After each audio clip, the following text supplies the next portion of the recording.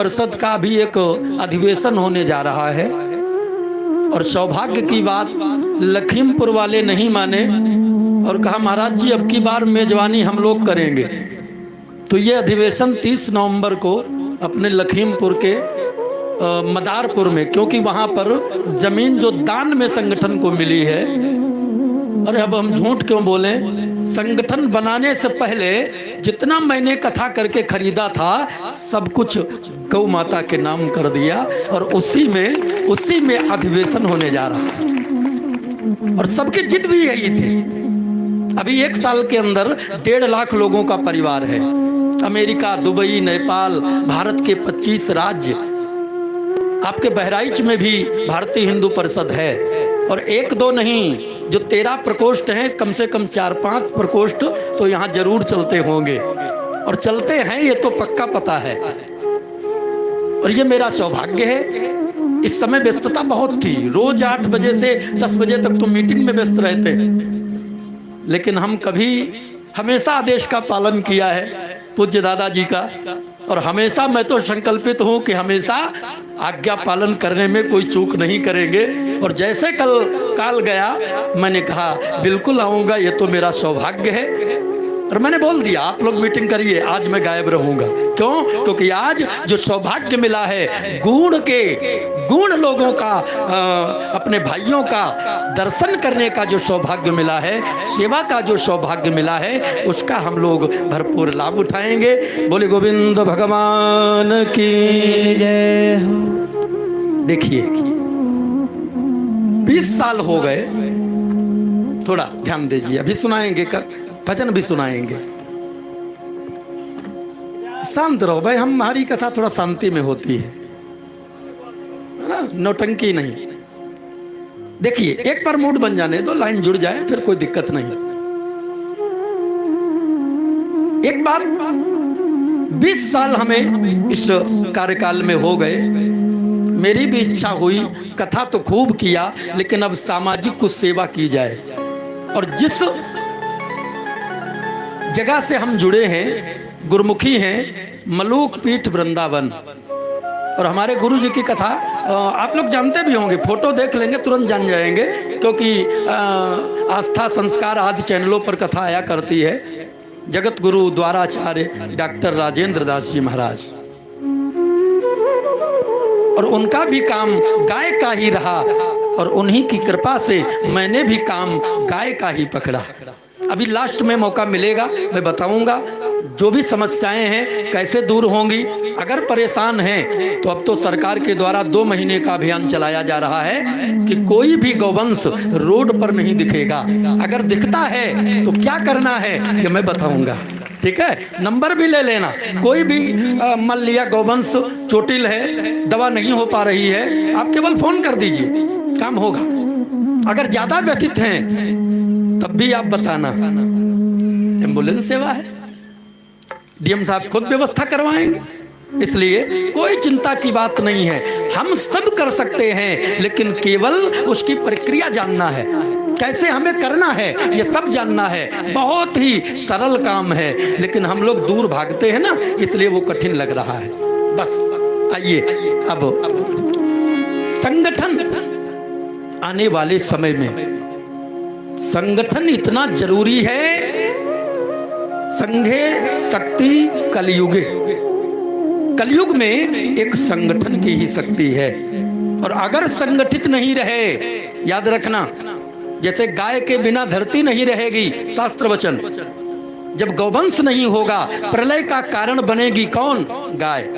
इसलिए गाय बचाओ, देश बचेगा। गाय नहीं बचाओगे तो देश बचने वाला, जब धरती नहीं रहेगी तो देश कहां से रहेगा, अगर शास्त्र मानते हो तो। लेकिन क्या किया जाए, भारत का कुछ नहीं बिगाड़ा, भारत का कुछ नहीं बिगाड़ा दुश्मन की तलवारों ने, लेकिन भारत को बर्बाद किया है भारत के गद्दारों ने, भारत के गद्दारों ने। हमें अपनी संस्कृति स्वयं बचाना है, हमें अपनी गाय को स्वयं बचाना है। तरीका, आइए भारतीय हिंदू परिषद में स्वागत है, तरीका मिलेगा, सेवा मिलेगी, कोई दिक्कत नहीं होगी। बोले गोविंद भगवान की जय। आप कहोगे महाराज क्या आप पूरी दुनिया अकेले बदलना चाहते हो? माना कि ये पवनेश पूरी दुनिया अकेले नहीं बदल सकता, माना कि मैं सबकी सोच को नहीं बदल सकता, क्योंकि कोई कुछ सोचता है, कोई कुछ सोचता है। जरा भी गाय की बात करने लगो ना तो बहुत तो ऐसे सोच वाले होते हैं, अरे महाराज कहाँ कथा सुनाने आए और गाय की बात करने लगे, तो उनकी सोच बदलने भैया नहीं बदल सकता। लेकिन याद रखना, सोच भले ही अकेले न बदल पाऊं, लेकिन प्रयास करने में क्या गया? बोलो गया क्या? अरे भाई प्रयास तो किया जा सकता है। एक हमें बहुत अच्छी बात याद आ गई, बड़े गौर से सुनना, अभी भगवत चर्चा करूंगा, ये भी भगवत चर्चा है। एक जंगल में आग लगी है, जंगल में आग लगी है और वो जंगल धुंधु करके जल रहा है। जंगल के जितने जानवर वो जंगल के बाहर जंगल जलने का तमाशा देख रहे थे। एक चिड़िया थी, चिड़िया, और चिड़िया ने जब जंगल जलते देखा तो उसको याद आया इसी जंगल में अपना भी एक घोंसला है, क्या होगा? तो वो चिड़िया क्या करती है मालूम? वो जाकर थोड़ी दूर पर और एक तालाब से 2 बूंद पानी भरती है और 2 बूंद पानी भर के लाकर उस भयंकर आग पर वो 2 बूंद पानी डाल रही है, मतलब आग बुझाने का प्रयास कर रही है। बार बार जाती, फिर आती, फिर जाती, फिर आती। जंगल के जितने जानवर वो सब हंस रहे हैं, अरे पगली, जो काम हम लोग नहीं कर पाए और तू 2 बूंद पानी से करना चाहती है? क्या 2 बूंद पानी से ये जंगल की भयंकर आग बुझेगी? 2 बूंद पानी से क्या तू आग बुझा पाएगी? तो उस चिड़िया ने बहुत अच्छी बात कही, मालूम चिड़िया ने क्या कहा? चिड़िया ने कहा, मेरे भाइयों, माना कि मैं आग बुझा नहीं सकती, माना कि 2 बूंद पानी से मैं आग बुझा नहीं सकती, लेकिन प्रयास करने में क्या गया? प्रयास करने में भारतीय हिंदू परिषद हमारे सनातन धर्म के लिए, इसमें सनातन आर्मी भी एक चल रहा है। जैसे लोगों ने, अधर्मियों ने एक से एक आर्मी चलाया है ना, उनको जवाब देने के लिए एक सनातन आर्मी भी चल रही है और बहुत अच्छी चल रही है। कहाँ तक उन सनातन आर्मी को चलाने वाले जो हमारे राष्ट्रीय अध्यक्ष और प्रदेश अध्यक्ष भाई, उन्हें वही लोग संचालित करते हैं, कहाँ तक उनकी तारीफ करें। उस चिड़िया ने एक बहुत अच्छी बात कही, ये भी सुन लो। उस चिड़िया ने एक तो बहुत सुंदर बात कही, और क्या कहा मालूम? का सुनो, जब भी कभी जंगल का इतिहास लिखा जाएगा, जब भी कभी जंगल का इतिहास लिखा जाएगा, तो मेरा नाम आग लगाने वालों में नहीं, आग बुझाने वालों में लिखा जाएगा, आग बुझाने वालों में लिखा जाएगा। मेरे भाइयों, तो मेरा संदेश यही है, इस समाज में लगी हुई आग, इसको बुझाने का काम किया जाए। जातिवाद की आग में जलकर हम अपने आप को बर्बाद कर रहे हैं, हम अपने आप को जला रहे हैं। कोई कहता वो 3%, कोई कहता 20%, कोई 50%। अरे क्या है ये? समाज को तोड़ने का काम हो रहा है।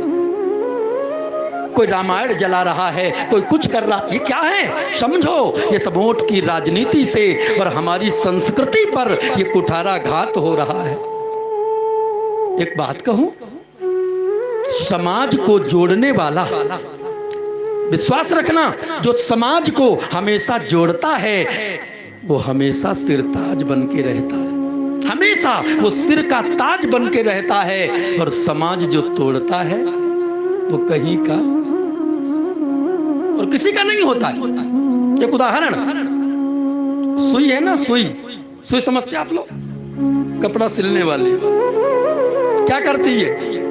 अलग हुए कपड़े को और सिल कर जोड़ने का काम करती है। और मान लिया टेलर ने कपड़े को सिला और कपड़े को सिलकर और उस सुई को टोपी में लगा लिया, और कैंची क्या करती है? काटती है, जुड़े हुए कपड़े को अलग करती है और काटा और काट के पैर के नीचे दाब लिया। अब इसी उदाहरण से समझ जाओ, तो समाज को जोड़ना है, समाज को तोड़ना।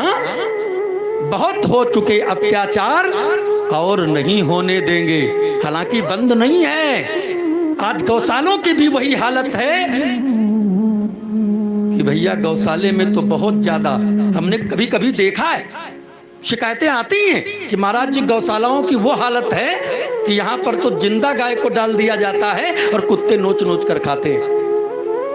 ये दशा है, लेकिन इसके लिए संकल्पित होना पड़ेगा और जो काम अकेले नहीं कर सकते वो संगठन में संगठित होकर और वो सहज काम हो जाएगा। एक बात सुनिएगा, सबसे बड़ी बात है